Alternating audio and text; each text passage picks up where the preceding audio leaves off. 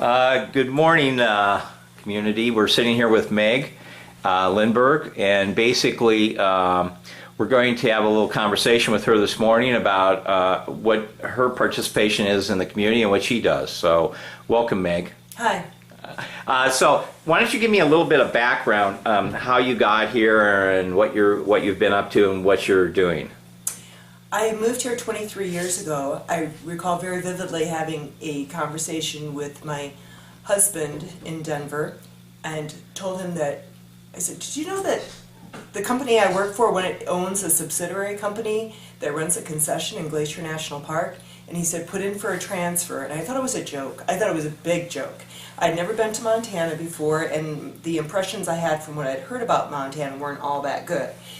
But we started coming here on vacations, and on the third vacation we bought property, proceeded to go back down to Denver and sold our business there, and came up here to live a more casual or a more real life, left the corporate world, and at the time just did whatever we could to make a living here. My husband kept encouraging me to go back into catering, which is what I did.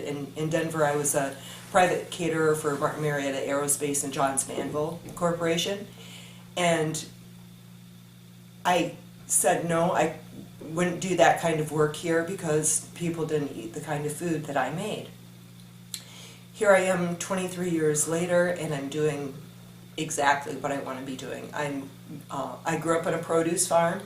I'm growing produce, and I'm taking that produce and I'm turning it into gourmet food, and people. I found that people do like the kind of food that I make. So it's a lot of fun. It's I sort of took a sabbatical, I guess you would say, from food service and from food production for almost 20 years. I was doing gardening for myself and produce for myself, and have met a lot of wonderful people through that, but I hadn't really been doing the full circle. It's not the easiest way to do things, but it's the only way that I would even imagine doing things.